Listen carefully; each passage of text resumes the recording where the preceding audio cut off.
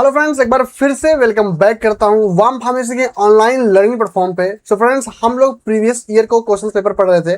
ठीक है, previous year का क्वेश्चन पेपर पढ़ रहे थे जिसमें से हम लोग पार्ट 1 एंड पार्ट 2 को कवर कर लिए थे। ठीक है, section A and section B को कवर कर लिए थे।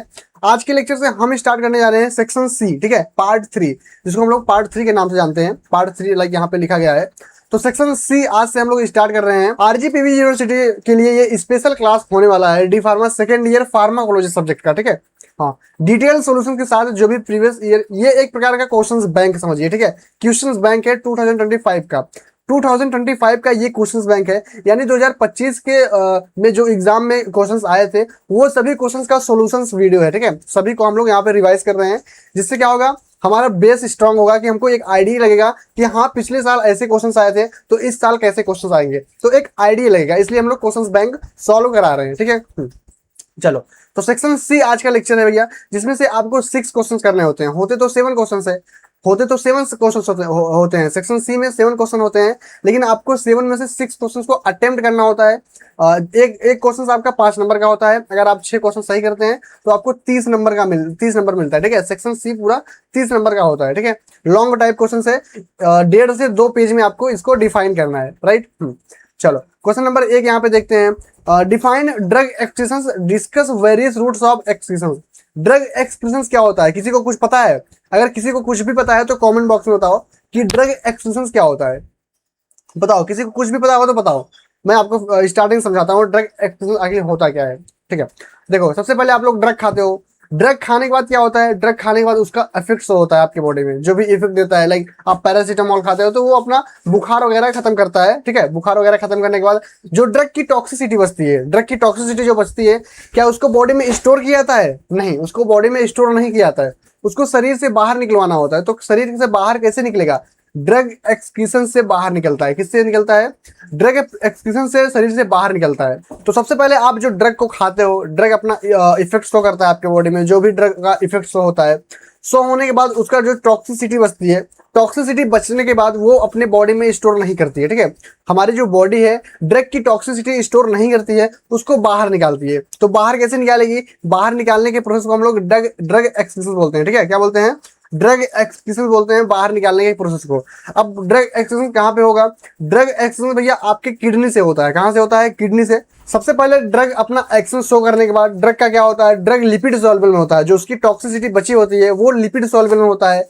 वो जाता है आपके कहाँ पे? लीवर में आता है। ठीक है, लीवर में जाता है। वहां पे साइटोक्रोम P450 नाम का एक एंजाइम होता है। ये एंजाइम आपके जो लिपिड सॉल्युबल जो ड्रग्स होता है इसको वाटर सॉल्युबल में बनाता है। ठीक है, वाटर सॉल्युबल बना देता है, यानी पानी में घुलनशील बना देता है। अब वो वाटर सॉल्युबल क्या होता है? वो वाटर सॉल्युबल आपकी किडनी में आता है। ठीक है, जो वाटर सॉल्युबल जो ये बनाता है कि लीवर बनाता है, वो डायरेक्ट आपकी किडनी में आता है। ठीक है, किडनी से क्या होता है? किडनी से यहाँ पे फिल्टर होता है। फिल्टर होने के बाद ये डायरेक्ट यूरिनरी ब्लेडर में जाता है। कहाँ पे? यूरिनरी ब्लेडर में जाता है।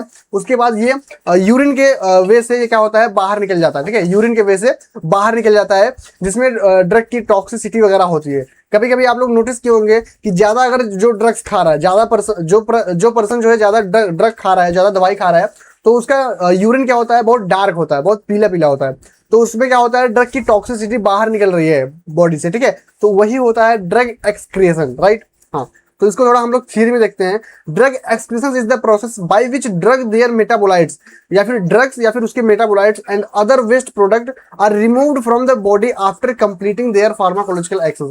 यानी फार्माकोलॉजिकल एक्शंस कंप्लीट होने के बाद जो हमारे वेस्ट मटेरियल, वेस्ट प्रोडक्ट बचते हैं बॉडी में, उसको बाहर निकालने के प्रोसेस को हम लोग क्या बोलते हैं? ड्रग एक्सक्रीशन बोलते हैं। It is an important step in drug elimination. ये एक बहुत इंपॉर्टेंट स्टेप होता है ड्रग एलिमिनेशन का, and helps reducing the risk of toxicity. और ये हमारे बॉडी में टॉक्सिसिटी जो कॉज करता है उसकी जो परसेंटेज है बहुत ज्यादा कम कर देता है। ड्रग टॉक्सिसिटी का जो परसेंटेज है बहुत ज्यादा कम कर देता है। ठीक है, तो ये रहा ओवरऑल ड्रग एक्सक्रीशन का डेफिनेशन। बहुत इजी है, अच्छे से आप लोग देखेंगे तो याद हो जाएगा।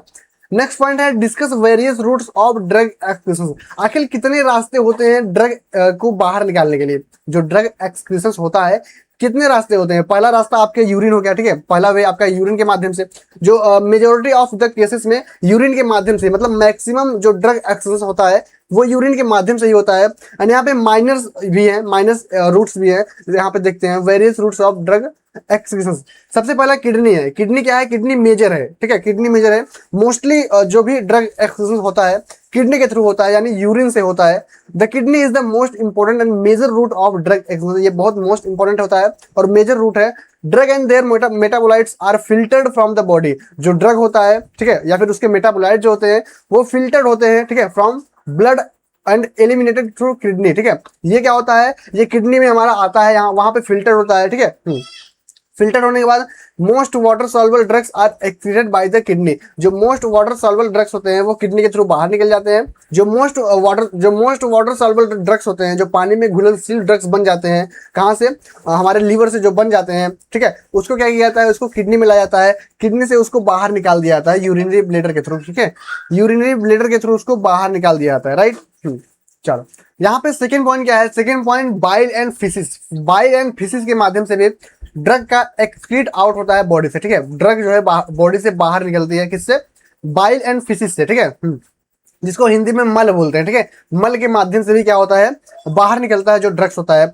सम drugs are secreted by the liver into bile and them pass into intestine. जैसे कोई ड्रग्स क्या होता है, जैसे वाटर सॉल्युबल नहीं बन पाता है, ज्यादा वाटर सॉल्युबल नहीं बन पाता है, वो यूरिन के माध्यम से नहीं निकल पाता, तो उसको क्या होता है? वो हमारे इंटेस्टाइन में आ जाता है, ठीक है।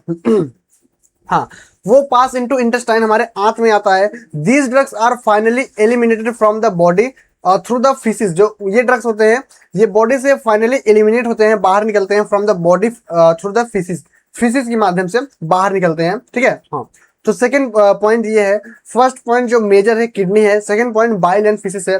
थर्ड पॉइंट क्या है? लंग्स। लंग्स मतलब फेफड़ा, जो फेफड़ा होता है उसके माध्यम जो आप लोग सांस छोड़ते हैं, ठीक है, जो आप सांस को एक्सहेल करते हैं, ठीक है, इनहेल तो करते हैं, आप ऑक्सीजन लेते हैं, जब आप CO2 छोड़ते हैं, कार्बन डाइऑक्साइड जब छोड़ते हैं, तो उसके साथ साथ आपके कोई ड्रग्स भी आपका बाहर निकलता है, तो वो भी देख लेते हैं।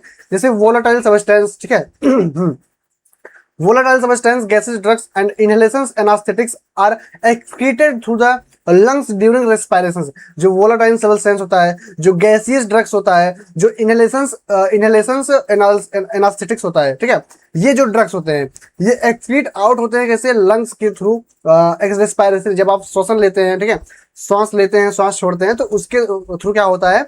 आपका जो ड्रग्स होता है वो बाहर निकलता है। They are remove from the body through the exhaled air.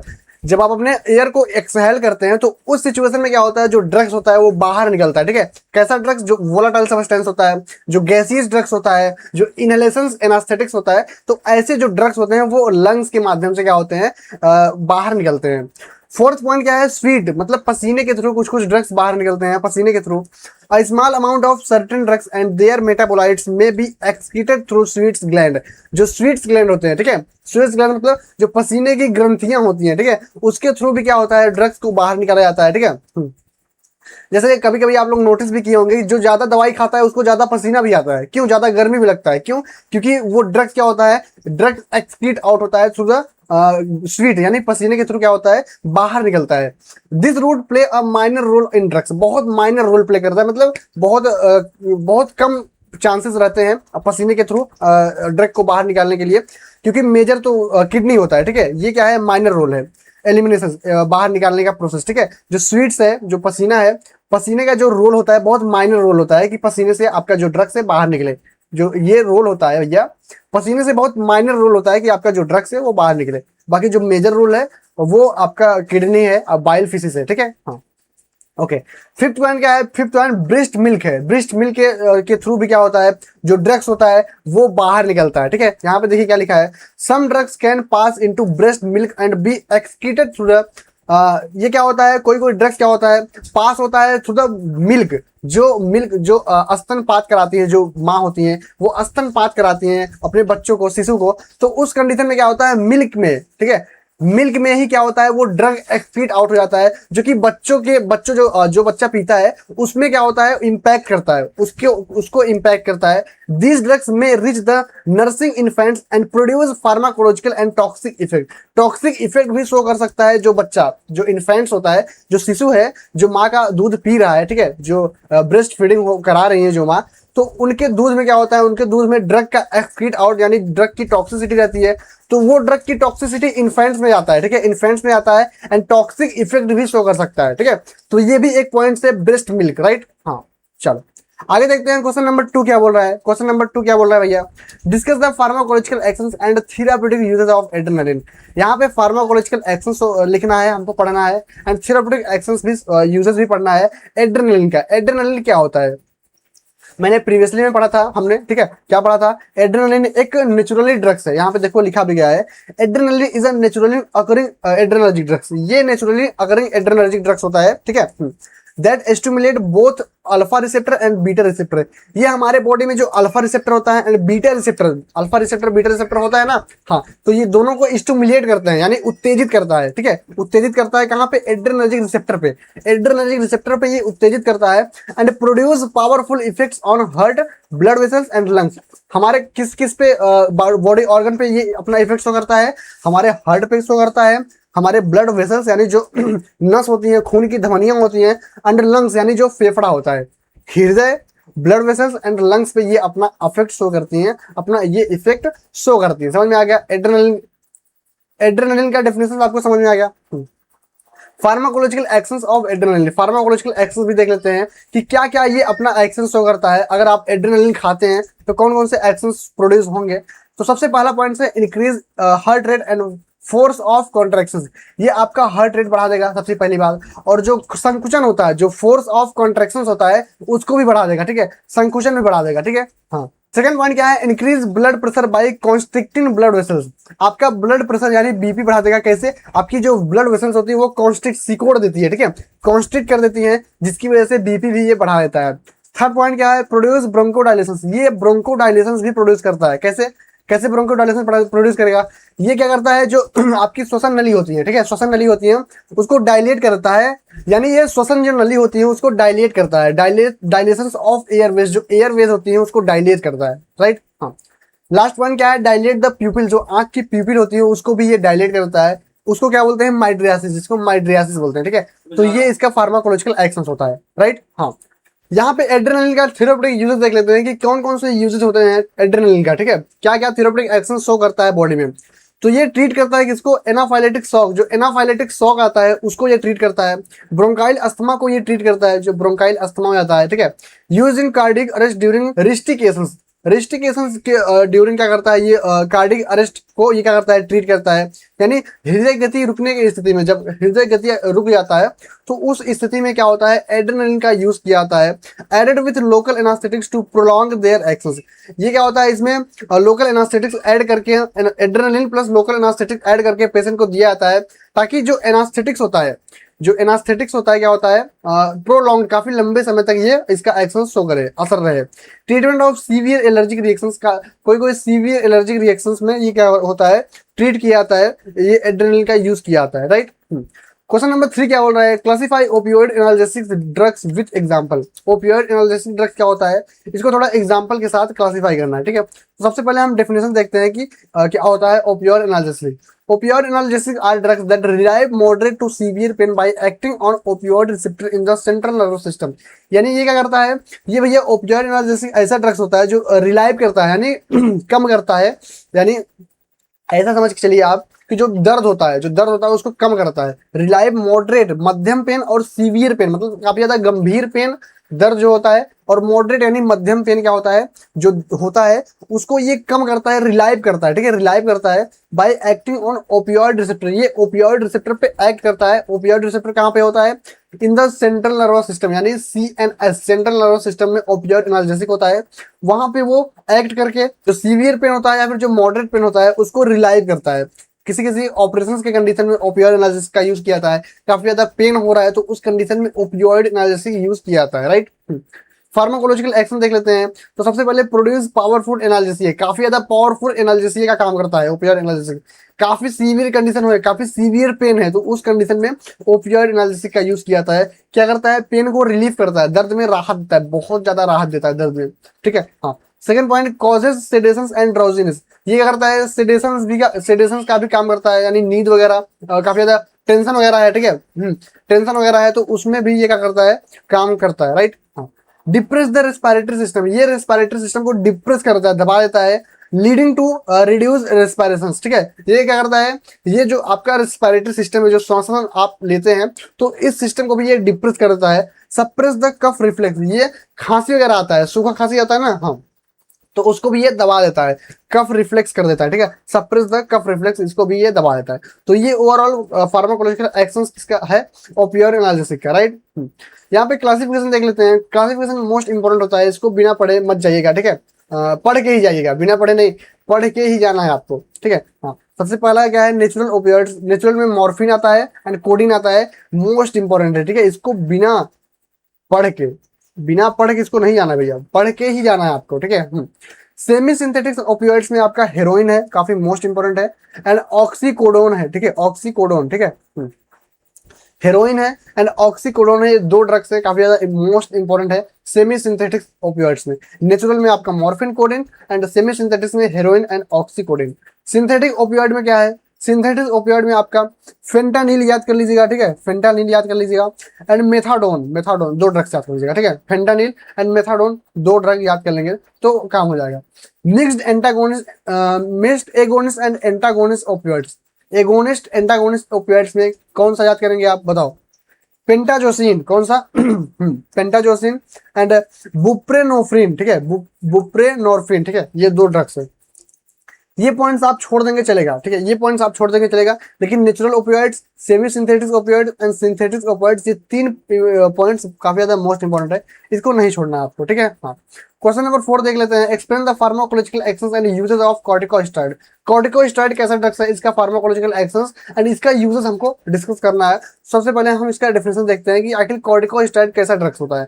Corticosteroid are hormones, ये एक हार्मोन्स होता है produce by the adrenal cortex. ये एक हार्मोन होता है जो कि एड्रिनल कॉर्टेक्स से प्रोड्यूस होता है, और their synthetic analogues that possess anti inflammatory and immunosuppressive properties. ये कैसा काम करता है, ये एंटी इंफ्लेमेटरी की तरह काम करता है एंड इम्यूनोसप्रेसिव प्रॉपर्टीज की तरह काम करता है। यानी अगर हिंदी में बात करें तो यहाँ पे देखो, सूजन रोधी की तरह काम करता है। ठीक है, सूजन रोधी की तरह काम करता है, तथा प्रतिरक्षा दमनकारी के जैसा ये इसके पास क्या होता है, क्वालिटी होता है, इसके पास गुण होता है, ये काम करता है कॉर्टिकोस्टेरॉइड। ठीक है, कॉर्टिकोस्टेरॉइड एड्रिनल कॉर्टेक्स द्वारा निर्मित हार्मोन्स या उनके कृत्रिम समरूप है। ठीक है, ये क्या होता है, एड्रिनल कॉर्टेक्स से ये रिलीज होता है, जिनमें भैया एंटी इंफ्लेमेटरी क्वालिटी होता है, गुण होता है, एंड इम्यूनोसप्रेसिव गुण होता है। ठीक है, ये डेफिनेशन है किसका, कॉर्टिकोस्टेरॉइड का, राइट। हाँ, थोड़ा इसका क्लासिफिकेशन देख लेते हैं, क्या है ये क्लासिफिकेशन है। ठीक है, मोस्ट इंपॉर्टेंट है, ये फ्लो चार्ट में। ठीक है, क्लासिफिकेशन ये फ्लो चार्ट में है। तो सबसे पहले यहाँ पे क्या है, ग्लूकोकॉर्टिकॉइड्स, क्या है, ग्लूकोकॉर्टिकॉइड्स है। एंड सेकंड पॉइंट क्या है, mineral corticoids, mineral corticoids, mineral corticoids and glucocorticoids. तो सबसे पहले ग्लूको में आपको शॉर्ट एक्टिंग है, इंटरमीडिएट एक्टिंग है एंड लॉन्ग एक्टिंग है। शॉर्ट एक्टिंग में आपको सिर्फ एक ड्रग याद करना है, कॉर्टिजोल। ठीक है, कॉर्टिजोल आप याद कर लेंगे तो आपका काम हो जाएगा। फिर इंटरमीडिएट एक्टिंग में आपको प्रेडनिसोलोन मोस्ट इंपोर्टेंट है। ठीक है, प्रेडनिसोलोन मोस्ट इंपोर्टेंट है एंड डिफ्लाजाकॉर्ड। ठीक है, दो ड्रग्स याद कर लेंगे, सबसे पहला वाला एंड सबसे लास्ट वाला, बहुत इजी बता रहा हूँ। Prednisolone and deflazacort. And long acting में आपको डेक्सामेथासोन एंड बीटामेथासोन दोनों ड्रग्स याद करना होगा।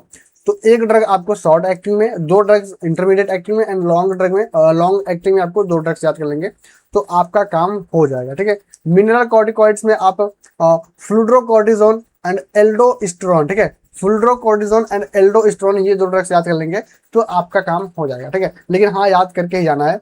अगर इसको नहीं याद करता बनता है तो इसको आप छोड़ सकते हैं, लेकिन एटलीस्ट इतना आप लिखेंगे तो अगर 3 नंबर का रहेगा तो 2 नंबर देगा ही देगा। ठीक है, इतना समझ में आ गया, कॉर्टिकोस्टेरॉइड का क्लासिफिकेशन समझ में आ गया। फार्माकोलॉजिकल एक्शन देख लेते हैं कि क्या फार्माकोलॉजिकल एक्शन ये शो करता है बॉडी में। Reduce inflammation by inhibiting inflammatory mediators. ये इन्फ्लेमेटरी मीडिएटर को क्या करता है, इनहिबिट करता है, खत्म करता है, और जो सूजन होता है हमारे बॉडी में, क्या होता है, जो सूजन होता है हमारे बॉडी में, उसको ये कम करने का काम करता है। सप्रेस इम्यून रिस्पॉन्स, जो इम्यून रिस्पॉन्स होता है उसको दबा देता है, जो इम्यून रिस्पॉन्स होता है उसको दबा देता है। डिक्रीज एलर्जिक रिएक्शंस, जो हमारे बॉडी में एलर्जिक रिएक्शंस वगैरह होता है उसको कम करने का काम करता है। Increase blood glucose level, blood में ग्लूकोज लेवल को क्या करता है, ये इंक्रीज कर देता है। ठीक है, ग्लूकोज लेवल को ये इंक्रीज करता है। Help maintain normal metabolism of carbohydrate, protein and fats. ये क्या करता है, मेटाबॉलिज्म को मेंटेन करवाता है, नॉर्मल करवाता है, ठीक है, हेल्प मेंटेन नॉर्मल मेटाबॉलिज्म। ये नॉर्मल मेटाबॉलाइज को मेंटेन करवाता है, किसके मेटाबॉलाइज को, कार्बोहाइड्रेट के मेटाबॉलाइज को, प्रोटीन के मेटाबॉलाइज को एंड फैट्स के मेटाबॉलाइज को क्या करता है, नॉर्मल करवाने में मदद करता है। कौन, कॉर्टिकोस्टेरॉइड, ठीक है, कॉर्टिकोस्टेरॉइड जो ड्रग्स होता है, समझ में आ गया। तो ओवरऑल ये क्या है इसका, ये क्लासिक सॉरी फार्माकोलॉजिकल एक्शन है, ये हमारे बॉडी में एक्शन प्रोड्यूस होता है, राइट। आगे देखते हैं इसका यूजेस, क्या यूजेस है भैया, ट्रीटमेंट ऑफ ब्रोंकाइल अस्थमा, जो ब्रोंकाइल अस्थमा वगैरह होता है उसका ट्रीटमेंट किया जाता है, right. Treatment of allergic disorder, जो भी एलर्जिक डिसऑर्डर होता है उसका ट्रीटमेंट किया जाता है कॉर्टिकोस्टेरॉइड, ठीक है, कॉर्टिकोस्टेरॉइड का यूज है ये, ठीक है। कॉर्टिकोस्टेरॉइड का यूज क्या क्या है, सबसे पहले ये ब्रोंकाइल अस्थमा को ट्रीट करता है, ब्रोंकाइल अस्थमा किसी पेशेंट को तो उसको ये ट्रीटमेंट देता है, राइट, ये जो ड्रग्स है। ट्रीटमेंट ऑफ एलर्जिक डिसऑर्डर, जो एलर्जिक डिसऑर्डर होता है पेशेंट में, ठीक है, उसको भी ये करता है, ट्रीटमेंट देता है। ट्रीटमेंट ऑफ रिमोटाइड्स अर्थराइटिस, रिमोटाइड्स अर्थराइटिस क्या होता है, पेशेंट में कभी कभी क्या होता है, गठिया वगैरह के केसेस हो जाते हैं, ठीक है, संधिवात जिसको बोलते हैं, गठिया वगैरह के केसेस हो जाते हैं, तो उस कंडीशन में ये क्या होता है, कॉर्टिकॉइड ड्रग्स का यूज किया जाता है, ठीक है, कॉर्टिकॉइड ड्रग्स का यूज किया जाता है। Next point, treatment of auto immune disease, auto immune disease में भी ये यूज होता है, ठीक है, अपना ही जो इम्यून सिस्टम, अपने इम्यून सिस्टम को क्या करता है, दबा देता है, तो उसमें भी ये यूज किया जाता है। यूज्ड इन एड्रिनल इनसफिशियंस, एड्रिनल के इनसफिशियंस जो कमी हो जाती है उसमें ये क्या होता है, यूज किया जाता है कॉर्टिकोस्टेरॉइड का। तो ये कुछ ओवरऑल इसका यूजेस है कॉर्टिकोस्टेरॉइड्स का, ठीक है। चलो क्वेश्चन नंबर 5 देख लेते हैं, classify anti fungal drugs, mention the therapeutic uses of itraconazole. Anti fungal drugs क्या होता है, इसका क्लासिफिकेशन, ठीक है, एंड इसका मेंशन करना है हमें थेराप्यूटिक यूजेस, क्या क्या थेराप्यूटिक यूजेस है, ठीक है, किसका, इट्राकोनाजोल का। तो इट्राकोनाजोल कैसा ड्रग्स है, ये एक प्रकार का एंटी फंगल ड्रग्स है। आपके हाथ में कभी कभी क्या होता है, फंगल वगैरह हो जाता है, तो उस कंडीशन में डॉक्टर रिकमेंड करते हैं itraconazole drugs, itraconazole drugs recommend किया जाता है। एंटी फंगल ड्रग्स क्या होता है, anti fungal drugs are medicine used to prevent, inhibit और किल फंगल इन्फेक्शन। हमारे बॉडी में जो फंगल इन्फेक्शन होता है उसको ये बचाव करता है, या फिर इनहिबिट करता है, खत्म करता है, किल करता है, ठीक है, फंगल इन्फेक्शन को किल करता है, किल करने का काम करता है कौन, anti fungal drugs. Anti fungal drugs का काम यही होता है कि बॉडी में जितने भी फंगल इन्फेक्शन होते हैं, स्किन पे फंगल इन्फेक्शन होते हैं, तो उसको बचाता है, किल करता है, मारता है, ठीक है, मार के फेंक देता है, बाहर निकाल देता है, राइट। तो इसका शॉर्ट डिफिनेशन है, ठीक है, शॉर्ट डिफिनेशन है, इसको आप लोग याद कर लीजिएगा, राइट। इसका थोड़ा हम लोग क्लासिफिकेशन देख लेते हैं, एंटी फंगल ड्रग्स का क्लासिफिकेशन। सबसे पहले यहाँ पे एंटीबायोटिक्स है, ठीक है, एंटीबायोटिक्स है, एंड एंटी मेटाबोलाइट्स है, सेकंड एंटी मेटाबोलाइट्स है, थर्ड क्या है, एजोल्स है, ठीक है, थर्ड एजोल्स है, एंड यहाँ पे फोर्थ क्या है, एलिमाइंस है, एंड लास्ट क्या है, फिफ्थ टॉपिकल एजेंट है, ठीक है। तो आपको एक एक पॉइंट में दो दो ड्रग्स याद करना है, ठीक है, एक एक पॉइंट में आपको दो दो ड्रग्स याद करना है। जैसे एंटीबायोटिक्स में एक क्या है, पोलियंस है, क्या है, पोलियंस है, पोलियंस में आपको कौन सा याद करना है, एम्फोटेरसिन बी, क्या है, एम्फोटेरसिन बी जो ड्रग्स है ये एंटी फंगल ड्रग्स है, ठीक है, एंटी फंगल ड्रग्स है। तो पोलियंस में आप एक ड्रग याद कर सकते हैं, ठीक है। सेकंड पॉइंट में क्या है, इचिनोकैडिन्स, इचिनोकैडिन्स में आपको कैस्फोफेंगिन ड्रग्स, एक ड्रग्स याद करेंगे तो आपका काम हो जाएगा, एक, ज्यादा लोड नहीं लेना है, सिर्फ एक ड्रग्स याद करेंगे तो आपका काम हो जाएगा। बाकी आप हिट्रोसाइक्लिक बेंजोफ्यूरिन में आप एक ड्रग्स है, इसको याद करेंगे, ग्रीसेफुल्विन, ठीक है, ग्रीसियोफुल्विन, ठीक है, ग्रीसियोफुल्विन। नाम थोड़ा आपको अजीब लगता होगा, नाम याद करने में थोड़ा प्रॉब्लम हो सकता है, लेकिन रट के आपको याद करना होगा, ये आपको एग्जाम में देखने को मिल सकते हैं, ठीक है, हाँ, एग्जाम में आपको देखने को मिल सकते हैं। यहाँ पे एजोल्स है, नेक्स्ट पॉइंट क्या है, एजोल्स। एजोल्स में आपके यहाँ पे भी दो पॉइंट्स है, क्या क्या पॉइंट्स है, इमिडाजोल्स एंड ट्राइजोल्स, ठीक है, इमिडाजोल्स एंड ट्राइजोल्स। तो इमिडाजोल में आपका एक सिस्टेमिक है जिसको केटाकोनाजोल है, ये मोस्ट इंपॉर्टेंट है, केटाकोनाजोल है। एंड टॉपिकल में आपका कोट्रीमाजोल है, ठीक है, कोट्रीमाजोल है, इकोनाजोल है, राइट। दो ड्रग्स याद करेंगे तो आपका काम हो जाएगा, क्लोट्रीमाजोल एंड इकोनाजोल, ठीक है, ये दो ड्रग्स याद करेंगे तो आपका काम हो जाएगा। बाकी सिस्टेमिक में आपको केटाकोनाजोल ये याद करना होगा, ठीक है, हाँ।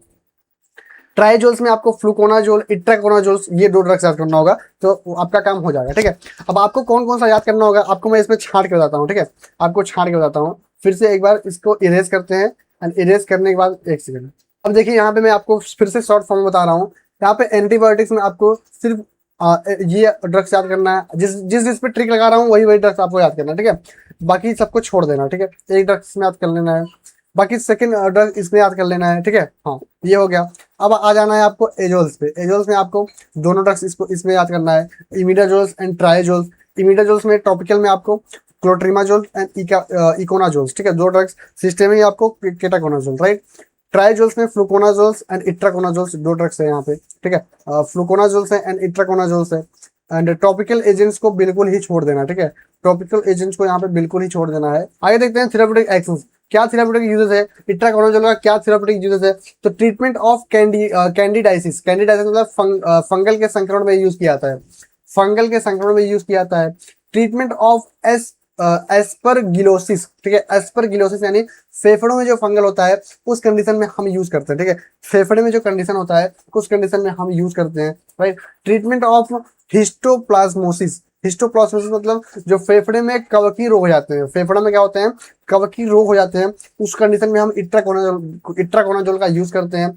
ट्रीटमेंट ऑफ डर्मेटोफाइलेटिक इन्फेक्शंस, डर्मेटोफाइलेटिक इन्फेक्शन क्या होता है, जो त्वचा में फंगल इन्फेक्शन हो जाता है तो उस कंडीशन में हम इसका यूज करते हैं, राइट। हाँ, लास्ट पॉइंट क्या है, ट्रीटमेंट ऑफ ओनिकोमाइसोसिस, ठीक है। ओनिकोमाइसोसिस मतलब क्या होता है, फंगल नेल इन्फेक्शन, जो नाखून में क्या होते हैं, नाखून का फंगल संक्रमण होता है तो उस कंडीशन में हम इट्राकोनाजोल का यूज करते हैं, राइट। समझ में आ गया, थेराप्यूटिक यूज समझ में आ गया इट्राकोनाजोल का। हाँ, चलो 6 पॉइंट क्या बोल रहा है, classify anti tubercular drugs, right a short note on DOTS therapy. DOTS therapy क्या होता है, इस पे शॉर्ट नोट लिखना है, साथ ही साथ क्लासिफाई करना है एंटी ट्यूबर ड्रग्स का, एंटी ट्यूबरकुलर ड्रग्स का क्लासिफाई करना है, राइट। हाँ, तो सबसे पहले हम एंटी ट्यूबरकुलर ड्रग्स का डेफिनेशन देख लेते हैं कि क्या होता है एंटी ट्यूबरकुलर ड्रग्स। आखिर पता तो होना चाहिए ना कि एंटी ट्यूबरकुलर ड्रग्स क्या होता है। Anti tubercular drugs are medicine used to prevent, control and treat tuberculosis. Tuberculosis को टीबी बोलते हैं, क्या बोलते हैं, टीबी बोलते हैं। यहाँ पे लिखा है ना, tuberculosis caused by Mycobacterium tuberculosis. Mycobacterium tuberculosis क्या होता है, एक प्रकार का ये इन्फेक्शन करवाता है हमारे बॉडी में, इसी के थ्रू क्या होता है, इन्फेक्शन कॉज होता है। यही क्या है, इसका मेन जड़ होता है माइकोबैक्टीरियम ट्यूबरकुलोसिस। यही बैक्टीरिया से क्या होता है, हमारे बॉडी में टीबी आ जाता है, टीबी ट्यूबरकुलोसिस क्या होता है, कॉज कर लेता है, यही कारण बन जाता है, ठीक है। एंटी ट्यूबरकुलर ड्रग्स ऐसी मेडिसिन होता है जो प्रिवेंट करता है, हमारे कंट्रोल करता है, ट्रीट करता है ट्यूबरकुलोसिस को, टीबी को, ठीक है। टीबी को ट्रीट करता है, ठीक है, एंड प्रिवेंट करता है, कंट्रोल करता है, ठीक है। किससे, माइकोबैक्टीरियम ट्यूबरकुलोसिस से। माइकोबैक्टीरियम ट्यूबरकुलोसिस से क्या करता है, ये ट्रीट करता है, बचाता है, प्रिवेंट करता है। समझ में आ गया। थोड़ा इसका हम लोग क्लासिफिकेशन देख लेते हैं। यहाँ पे 2 पॉइंट्स है, first line drugs and second line drugs, जो कि मोस्ट इंपॉर्टेंट है, ठीक है। इसको आपको छोड़ना नहीं है। फर्स्ट लाइन में आपको इसोनियाजिड्स, रिफाम्पिसिन एंड पायरिंजामाइड्स एंड इथाम्बुटोल, स्ट्रेप्टोमाइसिन, ये चारों पांचों याद कर लेना है, ठीक है। चारों पांचों याद कर लेना है, बहुत इजी है, ठीक है। आप एक बार रट्टा मारेंगे, ठीक है, दिमाग में बैठाएंगे तो आपको याद हो जाएगा। सेकेंड लाइन ड्रग्स में आपको एथियोनामाइड, ये पहला पॉइंट हो गया, ठीक है। साइक्लोरेसिन, ठीक है, साइक्लोरेसिन ये सेकंड पॉइंट हो गया। कैनामाइसिन ये थर्ड पॉइंट हो गया। अमिकासिन ये फोर्थ पॉइंट हो गया। लियोफ्लक्सासिन, ठीक है, लियोफ्लक्सासिन ये लास्ट पॉइंट हो गया। तो ये ड्रग्स जो है काफी ज्यादा मोस्ट इंपॉर्टेंट है, आपको सभी ड्रग्स को याद करने होंगे। सभी ड्रग्स को याद कर लेंगे तो आपके लिए इजी रहेगा, ठीक है। फर्स्ट लाइन ड्रग्स में आपको 3-4 ड्रग्स याद कर लेना है, सेकंड लाइन ड्रग्स में आपको 3-4 ड्रग्स याद कर लेंगे, तो आपका काम हो जाएगा, राइट। डीओटीएस थेरेपी क्या होता है, डीओटीएस थेरेपी क्या होता है, इसको भी देख लेते हैं। Directly observed treatment short course होता है, क्या होता है, डायरेक्टली एब्जॉर्ब ट्रीटमेंट होता है, ये शॉर्ट कोर्स होता है। Is a WHO recommended strategy, ये WHO का स्ट्रेटजी होता है, किस लिए, for the treatment of tuberculosis. ये ट्यूबरकुलोसिस को ट्रीटमेंट के लिए, ठीक है, ट्यूबरकुलोसिस को ट्रीटमेंट के लिए ये स्ट्रेटजी बनाया गया है WHO की तरफ से। In which the patient take anti TB medicine, ठीक है, क्या बोल रहा है, जिस पेशेंट में ये एंटी टीबी मेडिसिन टेक मतलब दिया जाता है under the direct supervision, direct supervision के अंडर में, जैसे जो डॉक्टर हैं, जो नर्स है, जो ANM GNM जो नर्स होती हैं, उनके अंडर में अगर आपको दिया जा रहा है of health care worker to ensure complete treatment, वो आपका पूरा कंप्लीट ट्रीटमेंट एंश्योर करेगी, ठीक है, आपका पूरा कंप्लीट ट्रीटमेंट एंश्योर करेगी। हिंदी देखते हैं फिर आपको यहाँ पे अच्छे से समझ में आएगा, ठीक है। ये क्या होता है, विश्व संगठन WHO द्वारा क्या होता है, अनुशंसित टीबी उपचार पद्धति है। क्या है, अनुशंसित टीबी उपचार पद्धति है, जिसको स्ट्रेटजी बोलते हैं, जिसमें रोगी स्वस्थ कर्मी की प्रत्यक्ष निगरानी में नियमित रूप से टीबी की दवाएं लेता है, ठीक है। रोगी क्या होता है, रोगी आपका स्वस्थ कर्मी की प्रत्यक्ष निगरानी में नियमित रूप से टीबी की दवाएं लेता है, ताकि उपचार पूरा हो और दवा प्रतिरोध ना हो, ताकि उपचार वगैरह पूरा हो और दवा प्रतिरोध ना हो, ड्रग रेजिस्टेंस ना हो, ठीक है।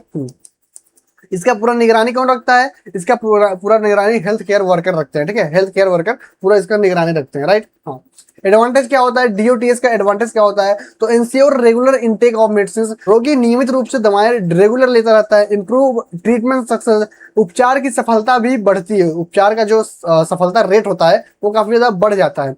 प्रिवेंट ड्रग रेजिस्टेंस बचाता है, ठीक है, बचाव होता है, संभावना कम होती है। Reduce the spread of tuberculosis, कम हो जाता है टीबी का, टीबी जो फैलता है, स्प्रेड होता है, उसका जो सिचुएशन होता है कम हो जाता है, टीबी के संक्रमण का फैलाव कम हो जाता है, ठीक है। तो ये इसका एडवांटेज है, समझ में आ गया। चलो, थैंक यू सो मच आज का लेक्चर वॉच करने के लिए। आज हम लोग सेक्शन सी पढ़े, जिसमें से 7 क्वेश्चन होता है, हम लोग 6 क्वेश्चन को देखें एंड 6 क्वेश्चन ही आपको करने होता है, ठीक है। चलो, लेक्चर काफी ज्यादा लॉन्ग हो गया है, चलिए thank you so much. I hope आप लोग अच्छे से पढ़े होंगे, अच्छे से समझ में आया होगा। एक बार नहीं समझ में आ रहा है लेक्चर को 2 बार देखिए, ठीक है, 3 बार देखिए, जितनी बार नहीं समझ में आ रहा है उतनी बार देखिए, नहीं तो आपका कॉन्सेप्ट क्लियर नहीं रहेगा, ठीक है। चलो, थैंक यू सो मच आज के लेक्चर को वॉच करने के लिए। मिलते हैं नेक्स्ट लेक्चर में नए टॉपिक या फिर नए इन्फॉर्मेशन वीडियो के साथ। तब तक के लिए आप स्वस्थ रहिए, मस्त रहिए। चलिए, tata bye bye, take care.